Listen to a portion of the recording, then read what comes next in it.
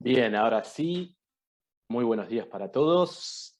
Buenos días para todas las personas que nos están siguiendo. Hoy estamos en una nueva charla virtual de Aviadi y Diabetes Viedma. Hoy tenemos una charla muy interesante, muy linda. Ahora en un ratito voy a presentar a nuestro invitado.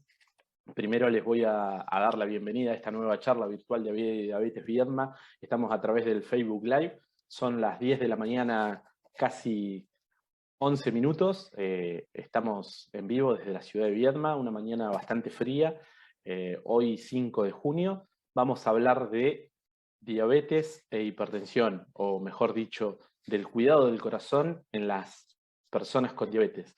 Quien nos acompaña hoy es el doctor Pablo Bertón, es médico del Servicio de Cardiología del Hospital Artemio Sati, es miembro de la Sociedad Argentina de Hipertensión Arterial y realmente es un amigo que durante mucho tiempo, para atrás cuando las charlas eran presenciales y ahora cuando son virtuales por esta situación epidemiológica, nos acompañó y seguramente nos va a seguir acompañando porque es una gran persona. Pablo, buenos días, bienvenido.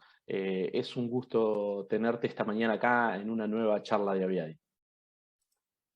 Hola Nicolás, buen día. Buen día para vos y para todos los miembros de Aviadi y todas las personas que nos están escuchando por las redes. Bien, Pablo, hoy tenemos preparado un tema bastante interesante que tiene mucho que ver con lo que pasa con los pacientes con diabetes y también, ¿por qué no?, con la gente que no tiene diabetes, que tiene cualquier otra patología o una patología muy común. Hoy vamos a hablar del cuidado del corazón, puntualmente en pacientes con diabetes, pero estas recomendaciones son totalmente aplicables para el resto de la población, ¿no es cierto? Sí, así es, Nicolás. Es hablar un poco de riesgo cardiovascular, de todas las medidas que podemos hacer para controlarlo.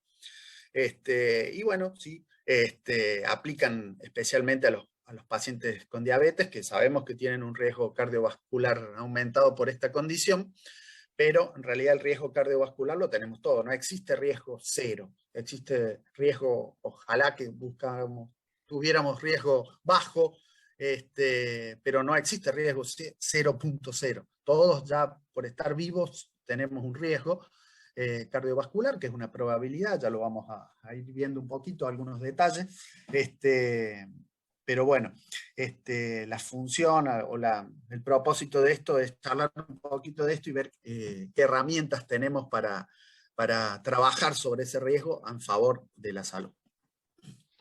Bien, Pablo, dicha esta introducción, le vamos a contar a la gente que nos está siguiendo ahí por el Facebook Live de Aviadi cómo va a ser la estructura de la charla. Ahora Pablo va a compartir una presentación, unos slides, luego vamos a ver un poquito más de material.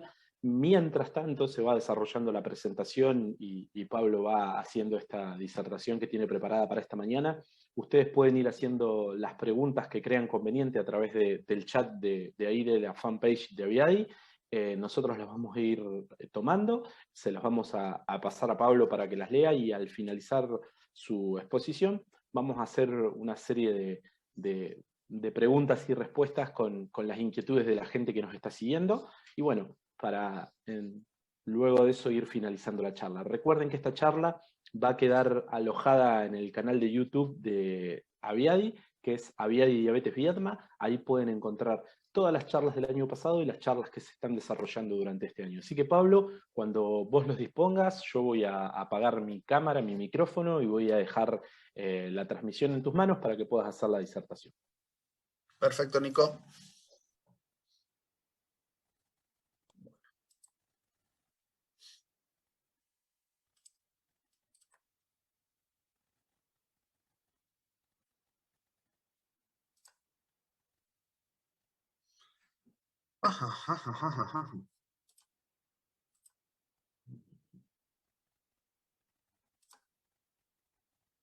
¿Me están escuchando? Todo perfecto, Pablo, te estamos Bien, bien, escuchando y bien, se bien. está viendo la presentación. Perfecto, perfecto. Me sale como el icono como que estuviera muteado, pero me estás escuchando bien. Sí, sí, en este momento yo estoy muteado con la cámara apagada. Vos estás en el aire Ah, como claro, corresponde. estoy viendo tu icono es el que está muteado. Está bien, Nico, disculpa. Bueno, vamos a empezar. Bueno, este, lo primero para por ahí mencionar, que es, digamos, la base del tiempo que uno dedica a estas actividades de transmisión de información, es el impacto que tienen estas enfermedades, que se conocen como enfermedades no transmisibles. Este, como les digo, el impacto que tiene a nivel mundial. Y sobre todo en países de ingresos más bajos, que todavía están en el proceso de lucha, y, igual que siguen siendo en los países de altos ingresos, siguen siendo la principal causa de muerte, pero a través de los años ha habido un refuerzo en implementar medidas y tienen unos números un poco mejor que los países de ingresos bajos. Por supuesto que eso es multifactorial, ¿no? Pero bueno, por ahí, en este dibujo, uno puede ver cómo la base de estos problemas tiene mucho que ver con cosas que podemos modificar. Si se fijan en las raíces del problema, vemos tabaco, una dieta no saludable, digamos, el abuso de sustancias tóxicas y la inactividad física, que después generan o son como la base de estos problemas. Bueno, esto es más de lo mismo, digamos, hablar, la Organización Mundial de la Salud, todo emite mucha información respecto del impacto de esto para recalcarlo en todos los países. Si ven este gráfico, la cardiopatía isquémica y el accidente cerebrovascular, que son digamos, los eventos duros de todos estos problemas, son la principal causa de muerte. Y si uno va desglosando todo esto, vamos a ver, como ven acá, que la diabetes y las enfermedades cardiovasculares juntas se llevan siempre la mayor proporción de causas tanto de muertes como de enfermedad, que es lo que uno quiere por ahí recalcar, que no es solo el hecho de muerte-vida, de decir, bueno, si me muero, me muero. En realidad, lo que más por ahí, a mi juicio, impacta es la enfermedad. Digamos, estar enfermo, digamos, que se altere tu calidad de vida por el impacto de estos problemas. Si ven, acá, en esta frase, la enfermedad cardiovascular es responsable de hasta un 75% de las muertes en las personas que tienen diabetes. Digamos, una vez escuché en una charla que me gustó el concepto. La diabetes es una enfermedad vascular que cursa con hiperglucemia. Es decir, el mayor problema de la diabetes es el compromiso que generan las arterias. Y de ahí vienen su mortalidad. ¿Y qué son las enfermedades cardiocerebrovasculares? Son enfermedades donde el principal órgano que se va afectando, como le decía, son las arterias. No solo del corazón, sino todas las arterias. Digamos, hay una afectación, más allá que esté dando una manifestación evidente en el momento que se está evaluando o después. Uno por ahí lo dividimos para nuestro trabajo en los eventos agudos y en los eventos crónicos. El agudo es el más impactante, el que uno más por ahí escucha, que es el clásico infarto, el ACV. Pero, como les decía al principio, la enfermedad es un continuo, es decir, no es una arteria que ayer estaba sana y hoy está enferma. Digamos, hoy está enferma una persona que se interna por un infarto, sufre un infarto, fallece de un infarto. La lógica del proceso de esto es pensar que esa arteria ya estaba enferma ayer, el mes pasado, el año pasado, viene con un deterioro y después el impacto uno lo siente el día lo ve, se cataloga el día que tiene el evento, pero ya estaba enferma. Entonces, por eso es la importancia de todas estas cosas que vamos a hablar. Como verán,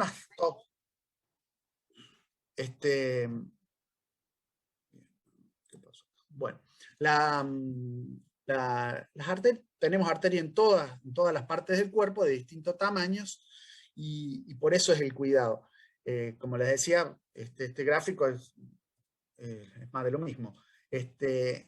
Y el proceso del cual por ahí estamos hablando, el proceso con el cual uno lucha, es la ateromatosis. La ateromatosis, a lo que es la presencia de placas de colesterol y otros elementos en las paredes de las arterias. Ahí podemos ver en el dibujo una arteria sana, cómo se va enfermando progresivamente.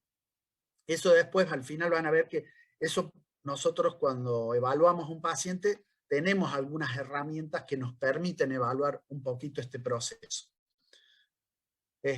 Bueno, esto es visto, pero de otra forma, lo mismo. Y bueno, y todo esto nos lleva a hablar de lo que siempre terminamos hablando, que es el riesgo cardiovascular, y que por ahora está más en boga, porque se habla mucho ahora más de riesgo por cuestiones del COVID, soy de riesgo, no soy de riesgo. Bueno, ¿qué es el riesgo cardiovascular? Es una probabilidad. Eso es por ahí algo que me gusta empezar diciendo, claro, es una probabilidad, no es una certeza. Quiere decir que, como decíamos al principio, riesgo tenemos todos. No existe riesgo 0.0. Si sos una persona, estás viva, ya tenés un riesgo de que te pase algo. O sea, tenés una probabilidad de que te pase algo. El riesgo cardiovascular es justamente esta probabilidad que tenés de sufrir una de estas enfermedades en un determinado plazo de tiempo. Y va a depender de la presencia de condiciones. Estas condiciones se conocen como factores de riesgo cardiovascular, que estén presentes o no, y que estén controladas o no. Los factores de riesgo es lindo, por ahí práctico, dividirlos en los modificables y los no modificables. Como verán, los no modificables, el primero es la edad, y les diría que es el más importante. A medida que tenemos más edad, el más inevitable es el más contundente. La edad siempre le gana a todos los factores de riesgo. Es un factor lineal. A medida que vas cumpliendo años, tu riesgo va aumentando hasta que termina ganando la edad. Los antecedentes familiares también son un factor de riesgo no modificable muy importante. Y después vemos los modificables, donde, bueno, vemos a la primera, la hipertensión arterial es un diagnóstico. Ahí podríamos haber puesto en vez de hipertensión arterial, la tensión arterial como una variable.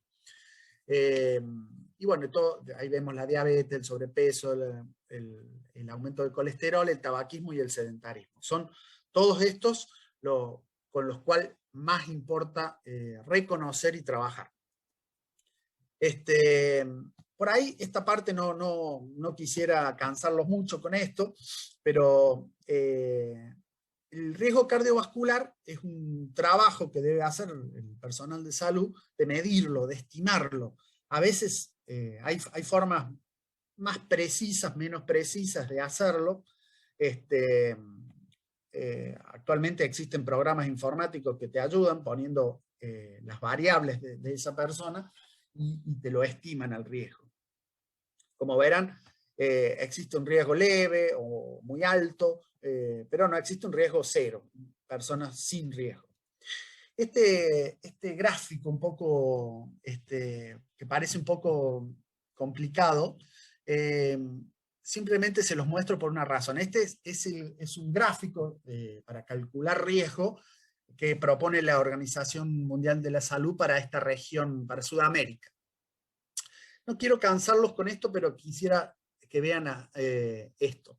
Arriba hay en la parte superior, que donde dice nivel de riesgo, van a ver que ahí hay unos 5 cuadraditos con distintos colores, un color verde a un color rojo, violáceo, bueno, que va marcando el nivel de riesgo. Como verán, mientras más rojo, más oscuro, mayor es el riesgo. Fíjense las variables que se usan.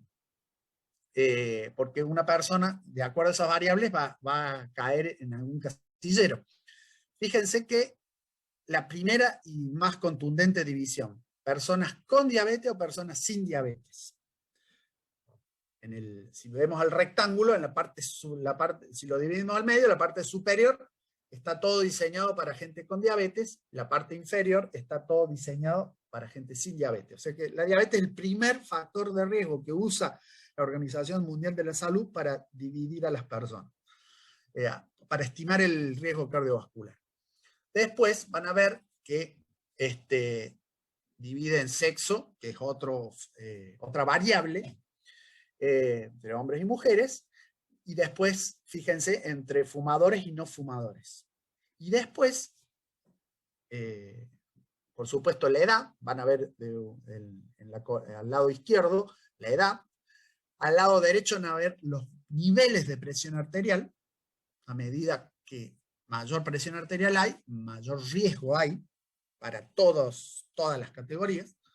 Y por debajo, en la parte inferior de cada uno de estos rectángulos, niveles de colesterol. Resumiendo, diabetes, edad, sexo, presencia de tabaquismo, niveles de presión arterial y niveles de colesterol son las 6 variables que se introducen en esta forma de estimar el riesgo cardiovascular propuesto por la OMS. Y si ven fácilmente, van a ver que ya las personas con diabetes, la mitad del coso para arriba, tienen mucho más cuadraditos de color oscuro que el cuadro de abajo. Quiere decir que una persona con diabetes, para que esté en verde, fíjense los cuadraditos verdes, tiene que ser joven, no fumar y tener bajos niveles de colesterol y niveles óptimos de presión arterial, fíjense, de alrededor de 120. Es para recalcar el impacto de los factores de riesgo en el riesgo. Bueno, esto no es más que mostrarles algún poco de información que arrojó la 4ª encuesta nacional de factores de riesgo que se realizó en el 2018, y hablar un poquito de por ahí de esta tabla. Lo más importante es que fíjense que la diabetes está en aumento. Ha ido del 8,4% en el 2005 a un casi 13% en la última encuesta. Y fíjense, no es coincidencia, la baja actividad física también. Y el sobrepeso, yo decía, también. Son los factores de riesgo que claramente han ido aumentando. Después, como positivo en esta encuesta, vemos que, y esto es sin duda, se cree que es debido a las campañas, a la acción, digamos, desde arriba sobre esto, el consumo de sal y el tabaquismo son las que han ido mostrando un ligero descenso. La presión arterial no se ha modificado sustancialmente en todos estos años. Fracaso de todo lo que intentamos hacer. Bueno, ahora voy a hablar un poquito, o tal vez mucho, no sé, de la hipertensión arterial. Este factor de riesgo que es uno de los principales por la prevalencia. A mi modo de ver es por la prevalencia y por el impacto, pero sobre todo por la prevalencia. Ya lo van a ver incluso en algunos links, en algunos videos que vamos a mostrar después al final de la charla, que ofrece la Sociedad Argentina de Hipertensión Arterial, pero la prevalencia en la población adulta es cercana al 46%. Es muchísimo, muchísimo. Fíjense, es más, digamos, de entre 4 a 5 veces más prevalente que la diabetes, digamos, como prevalencia. Y el impacto es muy grande. Se la considera por esa causa uno de los factores de riesgo más importantes. Y el problema es justamente que es crónica y silenciosa, es decir, no da síntomas. por ahí, lo que da síntomas o problemas son las consecuencias, digamos, el impacto en los órganos, pero no en sí ser hipertenso te va a generar síntomas. Se define como, esta es la definición, se define como una elevación que es anormal y persistente de la presión arterial por encima de 14,9, 140, 90. Por eso es la importancia que un solo valor aislado no va a definir que seas hipertenso. Se necesita más registro, y todo eso ya es, el diagnóstico lo tiene que hacer un médico. Y bueno, esta es una pregunta muy frecuente, por eso decidí poner esta diapositiva. La presión arterial varía, es una variable, y como tal, incluso varía en cada latido durante el día. Digamos, esos valores que puse en la diapositiva anterior de la definición, son valores arbitrarios, porque fueron decididos digamos, por consenso. La sociedad científica decidieron que esos valores, a partir de esos valores, es beneficioso actuar, ya sea en general farmacológicamente, hacer algo para que esos valores desciendan y de esa forma el riesgo cardiovascular no aumente. Como le decía, la presión arterial puede variar, de hecho lo hace, lo normal es que varíe. Por eso, por ahí, siempre a mis pacientes lo digo muchas veces: no te asustes por valores, digamos, de presión que te tomas en distintos momentos del día. Me estoy refiriendo a la gente que se toma mucho la presión por cualquier motivo, se va a encontrar con muchísimos valores. Por ahí esto es lo más importante. ¿Cómo medirla? Es lo que quiero por ahí transmitirles. Lo primero es que se disponga de un equipo que esté calibrado. Acá por ahí quiero hacer la salvedad de que existen dos métodos. No es que existen dos tipos de aparatos. Existe un método que se llama auscultatorio, que es el clásico, el más conocido, el que primero aprendí yo, que es donde se usa un estetoscopio, y se toma la presión manualmente, digamos, uno infla digo porque el tensiómetro, actualmente el único tensiómetro disponible para eso es el anaeroide, que a través del insuflado de una cámara de goma que dentro de un brazalete ocluye la arteria que se está midiendo, se llama tensiómetro anaeroide.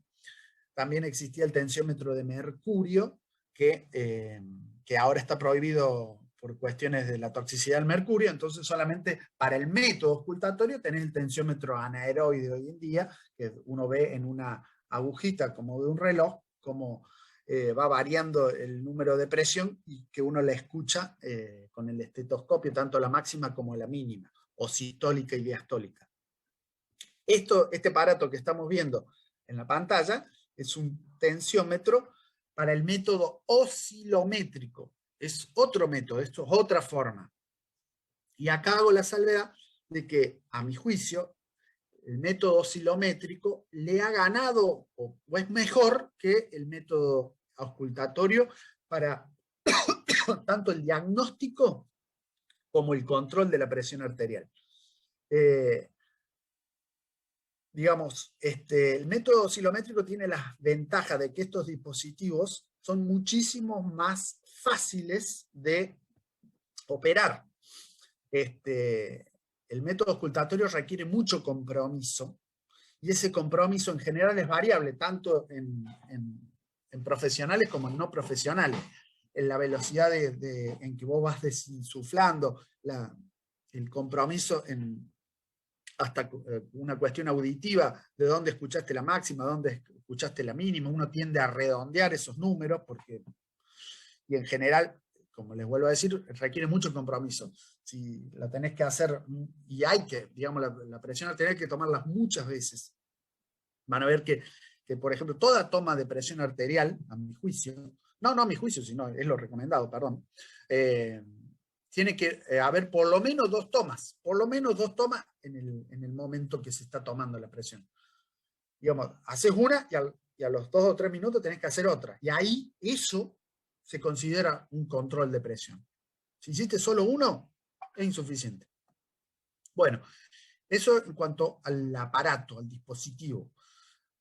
Al final de la charla van a ver que les vamos a pasar unos links donde están, ustedes pueden entrar a la Sociedad Argentina de Hipertensión Arterial, y ahí hay un sector donde se habla de los tensiómetros validados en Argentina, para el que le interese.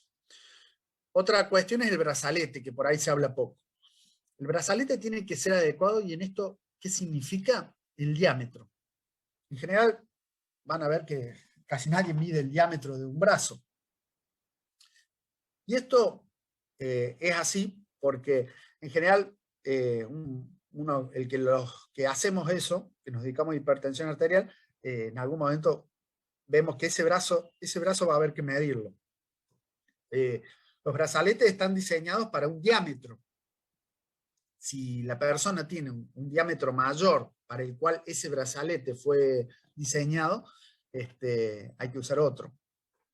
En eso nos referimos con brazalete adecuado. Por lo tanto, si alguien va a adquirir un brazalete, debería fijarse. En general, todas las personas con textura normal, el brazo suele ser también de contextura normal y está incluido, tienen todo un rango de centímetros los brazaletes estándar, pero lo digo porque mucha gente con sobrepeso que tiene depósito de grasa en el brazo, en general necesitan un brazalete de mayor tamaño. Bueno, estos son por ahí varios ítems que insisto mucho yo, lo insisto con los pacientes, lo insisto con los familiares de los pacientes, lo insisto incluso con colegas, cualquier profesional de la salud que tenga que tomar presión arterial por control, porque en realidad en la guardia, en la internación, el control de la presión arterial tiene otra finalidad, ya es parte de un control de signos vitales, no tiene nada que ver con esto que estamos hablando acá. Me pica la garganta. Bueno, ya dijimos los del brazalete. Una cosa que es muy importante que yo veo, y en esta época de frío pasa, hay una tendencia tanto de pacientes como de colegas, una autocrítica, de tomar la presión medio rápido, así, ¿qué hacemos? Nos arremangamos el brazo y ponemos el brazalete donde pueda. Siempre lo digo yo esto. El brazalete no tiene que estar peleando con la ropa a ver quién ocupa el espacio en el brazo, porque siempre va a ganar la ropa. Ya estaba ahí. Y lo que va a suceder es que el brazalete va a quedar más abajo. El borde inferior del brazalete tiene que estar por lo menos un dedo por encima del pliegue del codo. Todos los brazaletes de equipo serio van a notar que tiene una zona remarcada en el brazalete donde abajo de esa zona queremos que esté la arteria. La arteria que se usa en el brazo es la arteria braquial y está casi, si uno extiende el brazo, está casi al medio, un poquito para adentro. De donde sacan sangre, un poquito para adentro. ¿Cómo sabes que está ahí? Es re fácil. Apoyas tus dedos suavemente y la vas a notar el latido. Bueno, estas son las condiciones que deben tener en cuenta. Vejiga vacía. Digamos, no te tomes la presión con ganas de ir a orinar, digamos. Anda a orinar previamente y después te tomas la presión. Tenés que estar correctamente sentado con tu espalda apoyada y las plantas de los pies apoyadas en el suelo. No con las piernas cruzadas. Y el brazalete tiene que estar aproximadamente a la altura del corazón. Y eso se logra fácilmente, como en la figura, con una persona sentada, sentada paralela al escritorio o a la mesa donde se va a estar tomando la presión. Bien. Bueno, esto es más de lo mismo, nada más que con algunos ítems, tips que hay que tener en cuenta. Te vas a hacer un control de presión, hacelo 30 minutos después de haber fumado, si fumaste, mejor no fumes, y de haber tomado un café o hacer ejercicio, que se consideran como estimulantes que pueden hacer que la presión esté un poquito por encima de lo que estaría fuera de esas condiciones. Y siempre, que no lo dije en la diapositiva anterior, después de que colocaste el brazalete en un brazo que está o desnudo o sin ninguna ropa que le dificultó, o sea, colocaste el brazalete correctamente, te sentaste correctamente, acomodaste tu cuerpo, viene una parte que cuesta a veces. Quedarse quieto y en silencio esperando, en esa posición. Eso es raro a veces, lo notas en el consultorio, es raro quedarse sin hacer absolutamente nada, completamente relajado, pero es parte de la técnica, es para que esos números que vas a obtener tengan mayor utilidad. Bueno, esto es más de lo mismo, está explicado lo que les acabo de decir. Bueno, esta diapositiva las puse simplemente para que las conozcan, no vamos a hablar de ellas, pero son diapositivas que van a encontrar en la página de la Sociedad Argentina de Hipertensión Arterial, el logo que ven ahí abajo, incluso ahí tienen la página.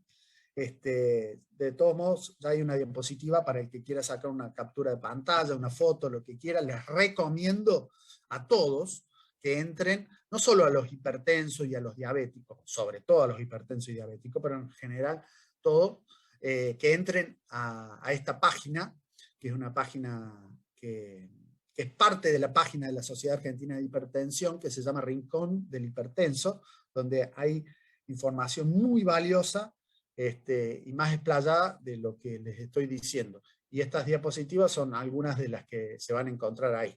Esto por ahí lo que es el monitoreo ambulatorio de presión arterial o MAPA es una de las herramientas más que constamos los médicos, que debería estar al final, donde les muestro muy por arriba, por ahí los estudios o parte de los controles que hacemos a muchos pacientes que consideramos que tienen un riesgo cardiovascular que amerita que se hagan algunas de estas cosas. Pero lo que más quiero recalcarles es que el MAPA MAPA forma parte de los instrumentos que actualmente se proponen para aumentar la información que uno requiere para contestar dos grandes preguntas. ¿Esta persona es hipertensa o no es hipertensa? Y en el caso de que lo sea, ¿está bien o está mal controlado? Últimamente se hace bastante hincapié de que las presiones de consultorios no alcanzan para responder esas dos preguntas. Y por lo tanto se propone, eso ya es una decisión médica, pero se propone esta herramienta, el MAPA, y el monitoreo domiciliario de presión arterial, que también es una herramienta, no voy a hablar ahora, pero es una herramienta que ayuda a responder esas dos preguntas. Esto es un afiche que tiene también la Sociedad Argentina de Hipertensión Arterial sobre un gran flagelo que es el consumo de sal, el exceso de consumo de sal, que en Argentina, según encuestas, es casi 10 veces más de lo saludable. Después lo pueden ver ahí y te pueden sacar, yo creo, bastante cosas interesantes.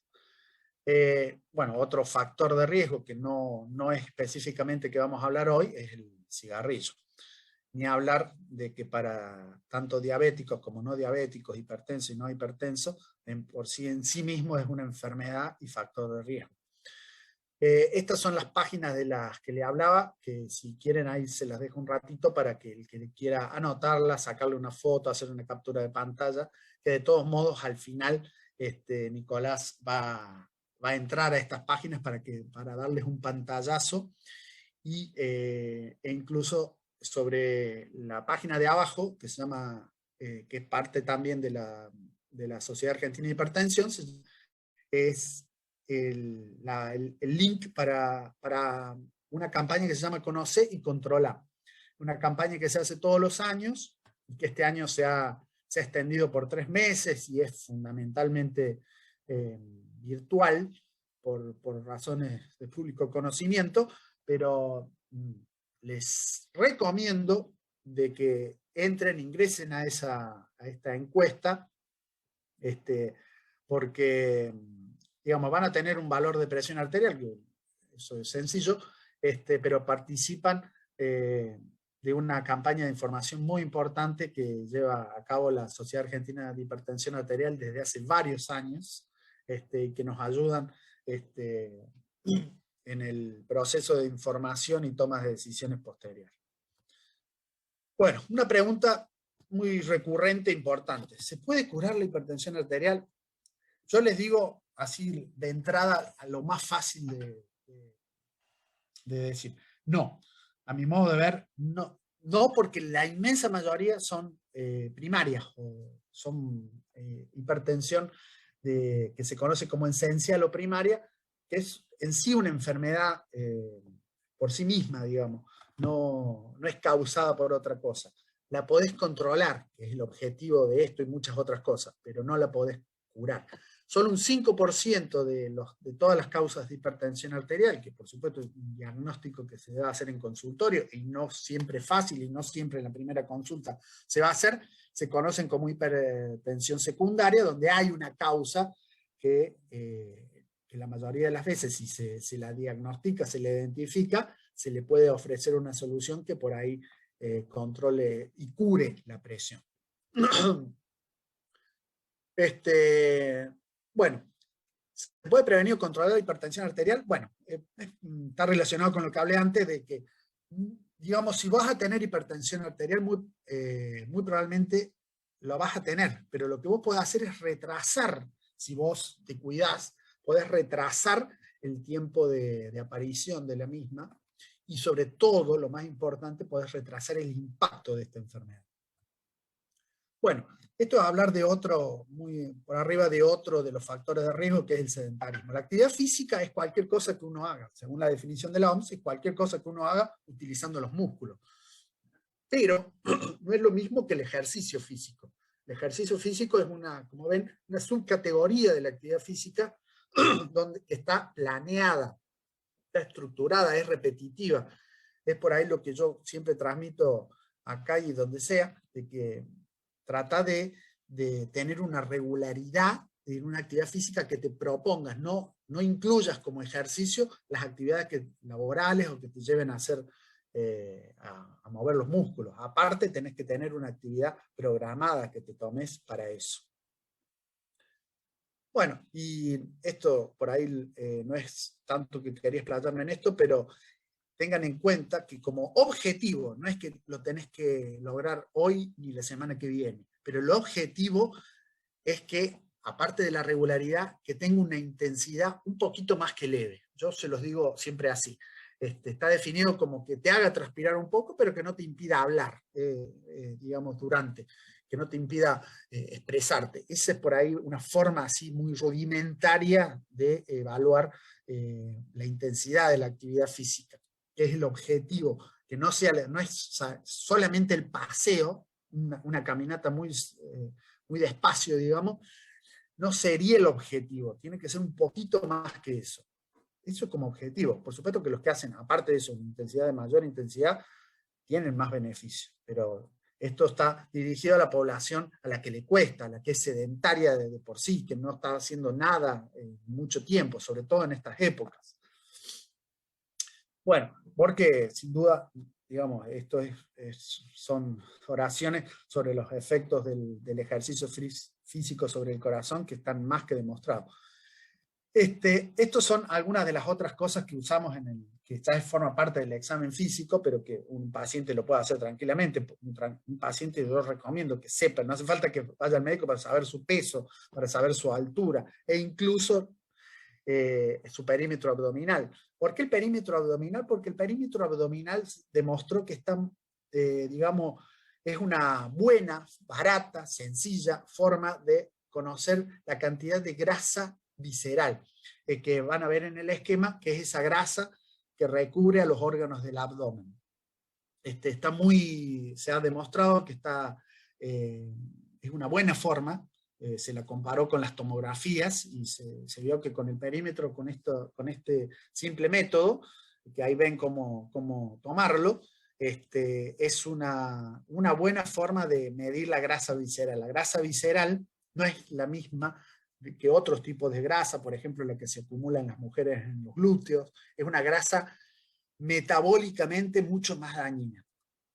Y ahí vemos los valores normales, de 102 para el hombre, 88 para la mujer, donde a partir de esos valores para arriba hay un aumento demostrado de riesgo. Bueno, el peso y la talla todos sabemos lo que es, y hay formas sencillas de medirlo. Con ambos valores obtenés el índice de masa corporal, que es con lo que habitualmente uno dice esta persona es obesa o no es obesa, para que, teniendo como objetivo de que andemos siempre alrededor de 20 o 25, es lo más saludable. A partir de 25 ya de índice de masa corporal hablamos de sobrepeso, a partir de 30 de obesidad. Bueno, esto era lo que les había dicho que era muy por arriba. Estos son herramientas, elementos, estudios. ¿Por qué lo hablo el último? Porque la verdad que esto ya es parte del consultorio y es simplemente para mencionar lo que son algunas de las herramientas que tenemos los médicos para evaluar a los hipertensos, a los diabéticos, forman parte del chequeo cardiovascular. Esto por ahí lo menciono porque no es algo habitual, pero algunos de mis pacientes han visto que yo en algún momento, mientras estoy haciendo cuestiones de pedidos, cuestiones que siempre son muchas, cada vez más, les hago, mientras esperan eso, este test cognitivo del reloj. Les pido que dibujen un reloj, que pongan los números y después pongan una hora, porque en la sociedad de hipertensión, incluso en Argentina hay una red que se llama Red Corazón Cerebro, nos hace mucho hincapié respecto del deterioro cognitivo como parte de la evaluación cardiovascular. Se ha demostrado que, yo les dije al principio de las arterias, los eventos agudos, y les dije la importancia de los eventos crónicos, en el cerebro, en el corazón, en el riñón, y particularmente una expresión de ese problema crónico en el cerebro es el deterioro cognitivo. Antes uno pensaba que la demencia, bueno, es producto de la edad nada más, pero cada vez hay más información contundente de que no es solo la edad, sino el compromiso vascular acompañando a la edad. Estas son más de herramientas, una forma en que tenemos, los que nos dedicamos a esto, de ver el compromiso de esa ateromatosis que le hablé al principio, esa acumulación en las paredes de las arterias de placas. Esta es una forma de ver. Yo siempre digo, yo hago estos estudios, buscamos, como van a ver ahí en una de las diapositivas, hay una arteria ahí que se divide en una arteria y en otra, y al medio se ve una acumulación blanca, eso es colesterol. Digamos, lo buscamos en las arterias grandes. Cuando lo encontramos, no es tanto por el problema que pueda haber en esa arteria, que de hecho si lo hay, lo vamos a identificar, pero más que nada eso nos habla de la vulnerabilidad de ese individuo, de las arterias de ese individuo, tanto las que vemos como las que no vemos, porque tenemos metros y metros de arterias. Nosotros con estos estudios tenemos acceso a unos centímetros nada más. En general, yo cuando las hago, las buscamos acá en el cuello y también en la ingle, en las arterias femorales, para tener un poquito más de información, a ver si esa persona ya está, sus arterias están en ese proceso de ateromatosis. También usamos el ecocardiograma para evaluar sobre todo las paredes, si hay compromiso, si hay engrosamiento, todo esto forma parte aparte de muchísima otra información, ¿no? Pero evaluar lo que llamamos el daño del órgano blanco en la hipertensión particularmente, pero como les digo, hay muchas otras cosas. Mucha más información, digamos, que aporta. Esto, la verdad que esta diapositiva estaba en que la pongo o no la pongo, pero son parte, sobre todo en el diabético, saber si ese riñón pierde o no proteínas es una rutina, digamos, que consideramos los profesionales que un paciente, sobre todo con diabetes, debemos saber si ese riñón pierde o no proteína, que es lo que está abajo. Todos los estudios de ahí arriba son cuestiones que son importantes, todo, pero les vuelvo a decir, forma parte del consultorio, ni me interesa mucho que ustedes vean eso, porque no es algo que ustedes tienen que tener presente eso, pero por ahí quisiera recalcarles que si sos diabético, dentro de tus chequeos tiene que estar la evaluación del compromiso o no de tu riñón. Esto es otra herramienta más que evalúa un poquito la rigidez estimada de las arterias, que nos permite ver si esas arterias se están envejeciendo con uno o están envejeciendo más rápido que la persona. Bueno, esto en términos generales es lo que les quería hablar. Yo por ahí hice más hincapié en lo que me interesa siempre, que es recalcar el compromiso en la técnica de la forma en que debe ser tomada la presión. Porque a mi juicio la hipertensión, lo dije al principio, tiene mucho impacto por la prevalencia que tiene, la principal causa de ACV y la tercera causa de infarto de miocardio y de insuficiencia renal crónica. Y bueno, yo creo, y es una autocrítica también a los profesionales, subestimamos mucho la técnica. ¿No? Es como que le damos muchísima importancia al número, nos alertamos con los números altos, pero ni nos preguntamos de dónde vino, con qué se tomó, en qué circunstancias. Lo veo a diario. Y por eso creo en la importancia de estas actividades y tantas otras, individuales o a través de la sociedad, como la Sociedad de Hipertensión y tantas otras, Aviadi. Así que bueno, Nico, creo que habíamos quedado en que íbamos a pasar esos links para que la gente vea por ahí esta página, pueda un pantallazo y que conozca cómo puede entrar esa encuesta, que les recomiendo que la hagan. Ahí estamos, Pablito, realmente espectacular la charla. Tengo algunas preguntas. Vamos a ver esto que vos comentabas. Vamos a la página de la Sociedad Argentina de Hipertensión. Si vos por ahí lo querés ir contando, yo voy haciendo la navegación y vos vas contando. Yo lo que quería era más que nada, bueno, ahí van a ver que la campaña de este año, fíjense que se hace del 2017, es simplemente para que la gente se tome la presión y después pueda entrar a ese link que vos mostráis, que si querés mostrarlo, va a ver que son unas respuestas totalmente anónimas y muy sencillas de responder, que después eso es analizado en una base de datos, todo, y nos arroja información, que les arroja información a la sociedad para que después la expone en los congresos, la expone al público, y bueno, es un generador de información para tantos planes de luchas que hay contra este problema. Ahí lo pueden ver, es muy sencillo.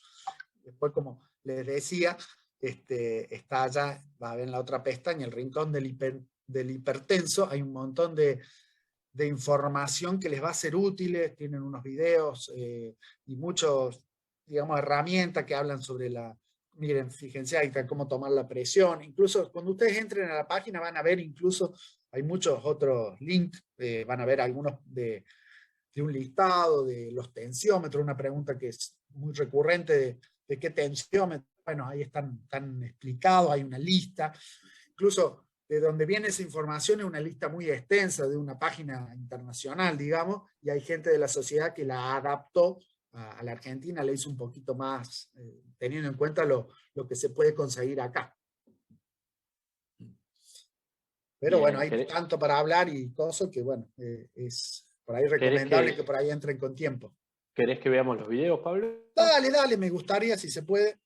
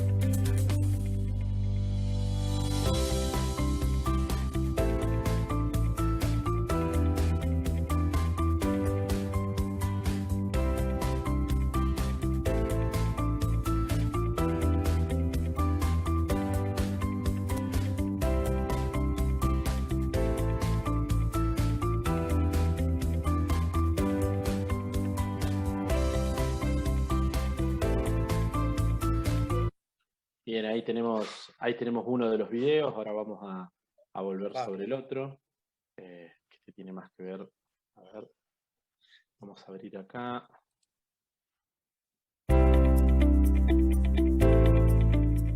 ¿Cuál es la enfermedad frecuente? Muy bien, esa es la pregunta que tenés que hacer. ¿Viste? Hipertensión.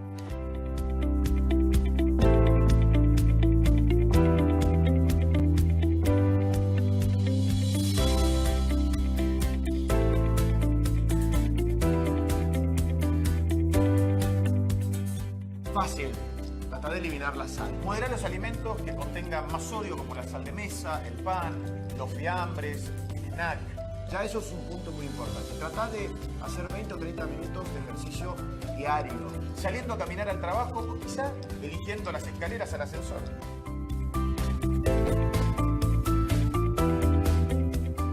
Lo que es la hipertensión, te preguntamos, es el aumento de la presión sanguínea. La hipertensión arterial es uno de los principales factores de riesgo de infarto y otras complicaciones.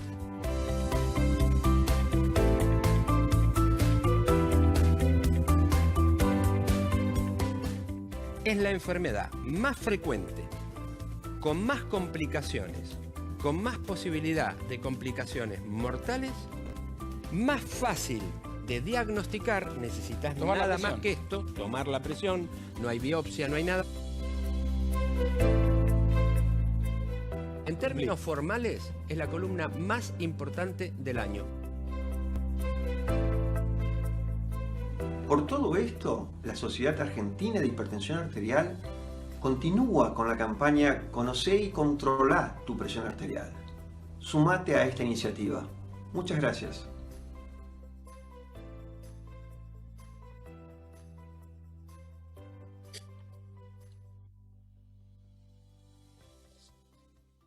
Bien, ahí estábamos viendo un poquito el material de la Sociedad Argentina de Hipertensión. Realmente muy lindo material, muy práctico, muy didáctico. Y bueno, Pablo, ahí tenemos. Después vamos a cargar esos links en la página de Aviadi para que la gente directamente desde ahí pueda entrar, y bueno, vamos a compartir con ellos las direcciones de la web de la Sociedad Argentina de Hipertensión Arterial, que realmente es muy didáctico y muy creativo ese material. Pablo, tengo dos preguntas que la gente fue formulando a través del chat del Facebook, dos preguntas que nos van haciendo. Hay una que me parece que es muy interesante: si hay alguna relación entre el corazón y la trombosis de las extremidades inferiores. Sí, digamos. Vos decís trombosis, cuando uno dice trombosis de las extremidades inferiores, hay dos tipos de trombosis: la arterial y la venosa. Las arterias son los vasos sanguíneos que llevan la sangre desde el corazón al resto del cuerpo, la sangre oxigenada, la sangre con nutrientes. Y las venas son las que llevan la sangre después de ese proceso de nutrición a todas las células del cuerpo, y que se ha usado el oxígeno, o sea, llevan sangre baja en oxígeno, las venas, la llevan de vuelta al corazón para que la parte derecha del corazón la envíe al pulmón, y volvamos con todo este proceso. No es lo mismo la trombosis venosa que la trombosis arterial. Son, en cierta forma, dos patologías diferentes, con pronósticos diferentes, tratamientos diferentes. La que está más relacionada con el corazón, y te diría que es un problema cardio-cerebrovascular, que se mete dentro del problema cardio-cerebrovascular, es la trombosis arterial. La trombosis arterial es la que forma parte del proceso que habíamos, cuando te puse en las diapositivas, esas arterias que se van comprometiendo, sus paredes. Bueno, eso es parte de la trombosis. La trombosis arterial en los miembros inferiores está relacionada íntimamente con ese proceso. Digamos, sigue el mismo proceso, muy parecido al infarto y al ACV. Son parte de lo mismo. En los diabéticos, la probabilidad de que vos tengas trombosis arteriales, compromiso de la circulación de las piernas, es muy alto comparado con la gente que no es diabética. Y sobre todo si fuman, y sobre todo si tienen la presión arterial alta o mal controlada. Excelente esa respuesta, realmente muy clara, muy didáctica. Acá me entra otra pregunta recién de la doctora Marcela de la Plaza. Marcela, qué lindo leerte y saber que estás ahí. Me pregunta, ¿qué pasa con la presión de 140/90 sin tratar? O sea, el típico 14/9 sin tratar. Bueno, digamos, si vos, 14/9 es un valor que ya se considera alto, pero vuelvo a decir, digamos, no es lo mismo decir, esta persona tiene 14/9 que estar haciendo el diagnóstico de si es hipertenso. Estamos suponiendo que esos valores de presión ya son el promedio de 2 o más mediciones y por lo menos 2 o más veces, porque la presión arterial no se diagnostica una vez, digamos, salvo en algunos pacientes que ya son de muy alto riesgo, y en general, como es un rótulo, yo siempre lo digo de esta forma, es un rótulo que vos vas a poner el diagnóstico de hipertensión. Tomate el tiempo, la responsabilidad de hacerlo bien, porque es un rótulo después difícil de sacar, va a implicar en la inmensa mayoría de los casos un tratamiento de por vida. No quiere decir que sea justo el que vos le vas a indicar al principio, porque hay que evaluarlo, hay que evaluar la eficacia y la tolerancia, pero el diagnóstico de hipertensión, siempre se los digo, lo remarco y quiero siempre transmitirlo, de que es una enfermedad crónica, no te vas a curar, la vas a tener el resto de tu vida. Entonces, en las partes iniciales, tomate las molestias. Para eso tenemos el mapa, para eso tenemos el monitoreo domiciliario de presión arterial, estas dos nuevas herramientas que hasta hace unas décadas no teníamos, y ahora sí las incorporamos, aparte de la presión de consultorio. Respondiendo específicamente a la pregunta, si vos, después de este proceso de diagnóstico, la persona sigue con valores de presión 140/90, primero es hipertenso y segundo está mal controlado. Su riesgo cardiovascular podría estar mejor. Y vos debés hacer algo para que eso para que bajen esas cifras, para poder controlar hasta donde vos podés el riesgo cardiovascular de esta persona.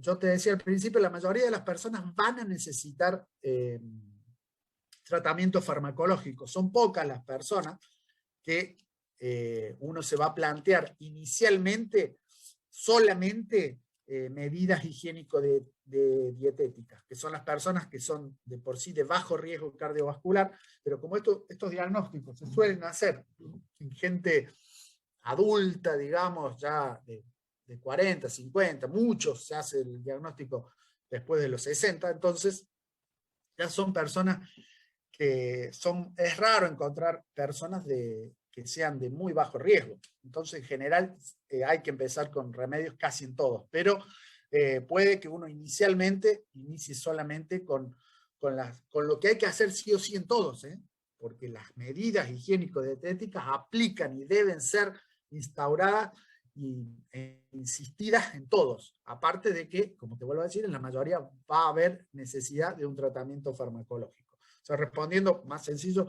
a la pregunta, si tiene 140/90, su riesgo cardiovascular está aumentado y favorece el terreno de todas las arterias para los problemas que mencionamos, tanto agudos como crónicos. Bien, ahí esa respuesta, Pablo. Otra dice, mitos de los valores de la hipertensión arterial según la edad. ¿Los hay? ¿Hay mitos de la hipertensión arterial según la edad? Está buena esa pregunta, es interesante. Yo mismo, a lo largo del tiempo, y a veces incluso digo, ¿por qué 140, 90? ¿Por qué no? En los niños, por ejemplo, hay percentilos para la edad, para la talla y el sexo del niño. Ahí uno tiene que ir a buscar unas tablas y de ahí saca el valor de presión arterial, en qué percentilo está. Lo mismo que sucede con el peso y la talla, uno lo habrá visto si tiene hijos, que los percentilan a los chicos con el peso y la talla para ver si está desnutrido o no. Bueno, con la presión pasa algo similar. ¿Por qué? Porque a diferencia de los adultos, los niños, esto son cosas que uno ha ido aprendiendo sobre la marcha, esos valores de 140, 90, yo lo mencioné al principio porque lo creo importante. Esos valores, les dije, son arbitrarios. Se decidió que a partir de acá, de estos valores, hacer algo es más beneficioso que no hacer nada. En todo el mundo, y a todos, la presión arterial hasta la fecha ha demostrado un valor casi lineal. Es decir, una persona que tiene 130 y otra que tiene 120, ambos, uno diría, las presiones están normales.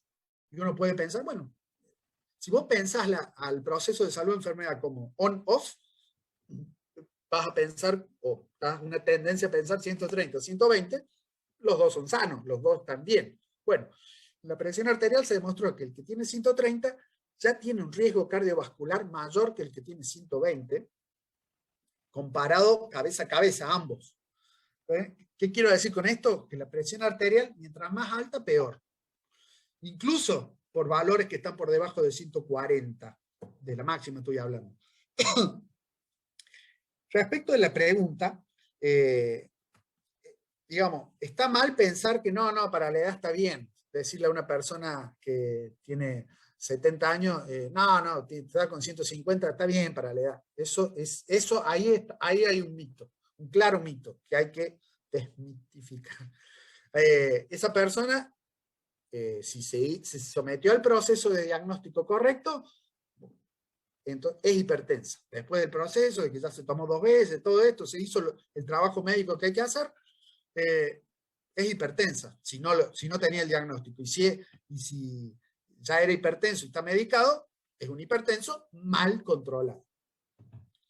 Pero, sobre todo por información que los estadounidenses han trabajado bastante sobre este tema porque tienen mucha población añosa. Bueno, ellos han, de acuerdo a mucho trabajo en eso, han conseguido gráficos, digamos, hay una curva en J, digamos como la población muy añosa, arriba de los 90, digamos, ahí ellos lo demostraron, que donde ahí el objetivo, como una persona que es muy grande, la expectativa de vida, porque la edad, les dije, es una de las variables, el factor de riesgo, es el más contundente. Llega un momento en que no podés contra la edad. Entonces, esas personas, todo lo que nosotros hacemos, en todos, es buscar objetivos que disminuyan su riesgo cardiovascular, y como el riesgo cardiovascular es algo prospectivo, es algo para adelante, en esas personas el beneficio es menor, porque de por sí, hagas lo que hagas, la edad va a terminar ganando. Entonces, vos por ahí te ensañás en obtener unos valores de presión más bajos, y el beneficio es escaso, y entonces esas personas los podés llegar a perjudicar. Pero eso, le digo, es una información un poquito más específica.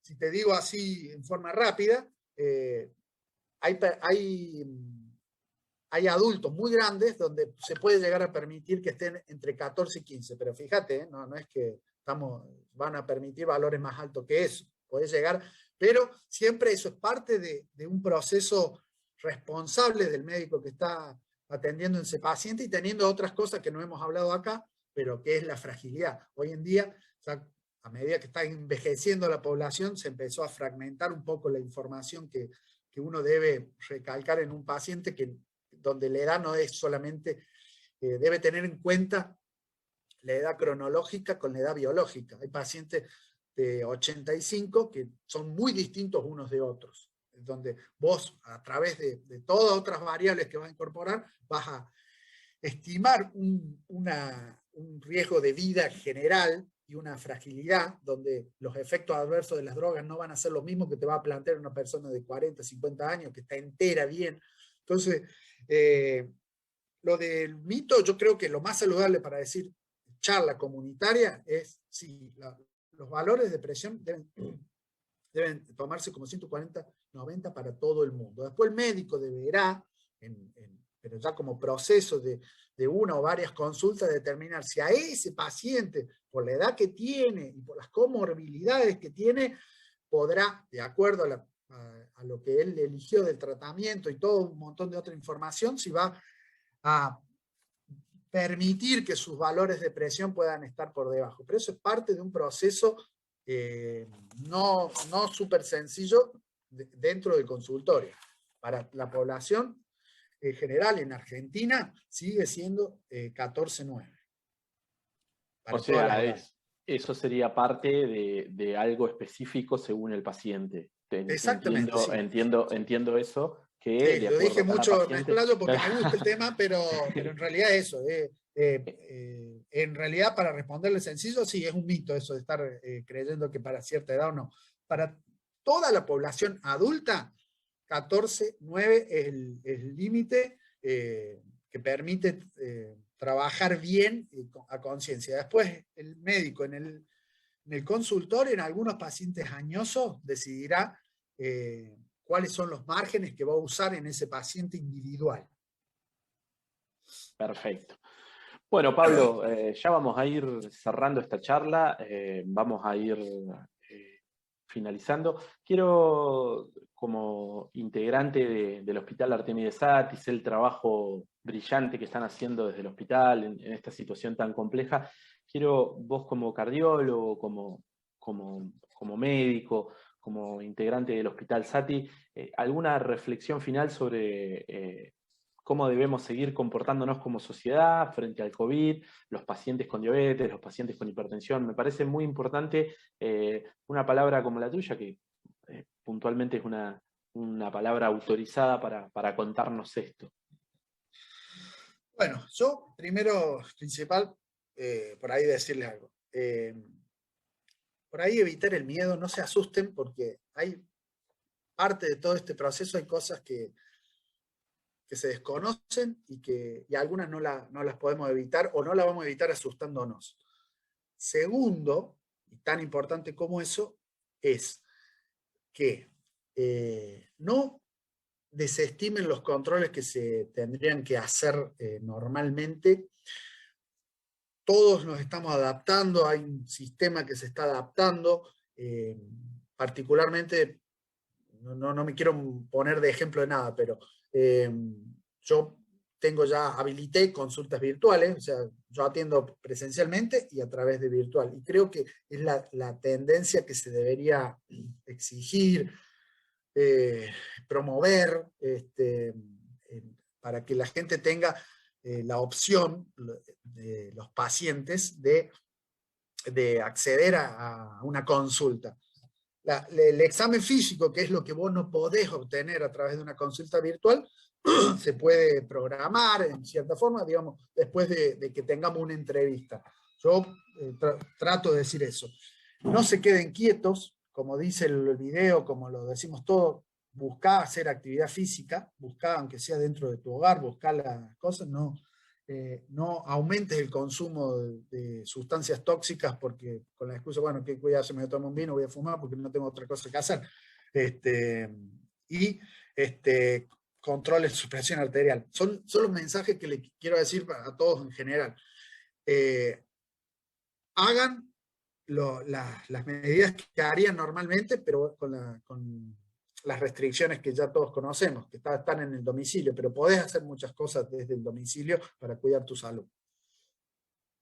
Sobre todo seguir fomentando y manteniendo los hábitos de vida saludable, esto que hablábamos, que en todas las patologías crónicas como estas, como la diabetes, la hipertensión, la obesidad, son claves mantenerlas, sostenerlas y sobre todo tratar de promoverlas adentro del hogar, ¿sí? No simplemente de la persona que tiene la patología tiene que tener hábitos de vida saludables, sino todas las familias deberían tener hábitos de vida lo más saludablemente posible. Y bueno, tratar de hacer una alimentación lo más sana posible, hacer actividad física, si no es al aire libre, hacerlo adentro de la casa, tratar de evitar fumar, pasar muchas horas sentados, tomar demasiado alcohol. Bueno, una serie de recomendaciones que nos hacen bien a todos, que está muy bueno que lo traigas a colación en esta charla.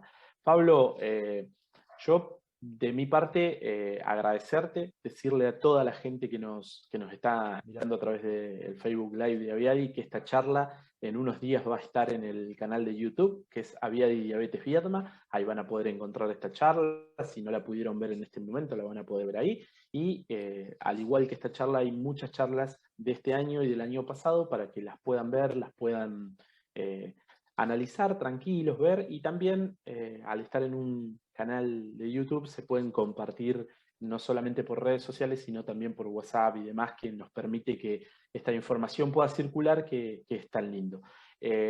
Pablo, desde Aviadi, agradecerte el hecho de que nos hayas regalado un sábado de tu tiempo, sabiendo que estás tan complicado con los tiempos. Esto ya lo sé, siempre que charlamos me lo comentás, me lo manifestás, pero que te hayas hecho un ratito para que podamos hacer esta actividad comunitaria desde Aviadi, agradecértelo, agradecerte siempre tu predisposición para con la asociación, para darnos una mano, para ayudarnos, para apoyarnos, para siempre estar ahí al pie del cañón. Y bueno, en algún momento volveremos a las viejas charlas presenciales cuando se pueda, cuando la situación lo permita. Mientras tanto nos queda la virtualidad y tratar de seguir haciéndonos amigos de la tecnología y tratar de poder seguir estando al lado de la gente, que es lo más importante. De una manera o de otra, siempre brindar esto que es la educación diabetológica. Por mi parte, Pablo, 1.000.000 de gracias. No, gracias a vos, Nico, y a todos los que se tomaron el tiempo de escuchar esto y que lo transmitan lo básico, digamos, que es lo que vos acabas de decir, los hábitos saludables, que los promuevan en su propia persona y en sus conocidos y allegados.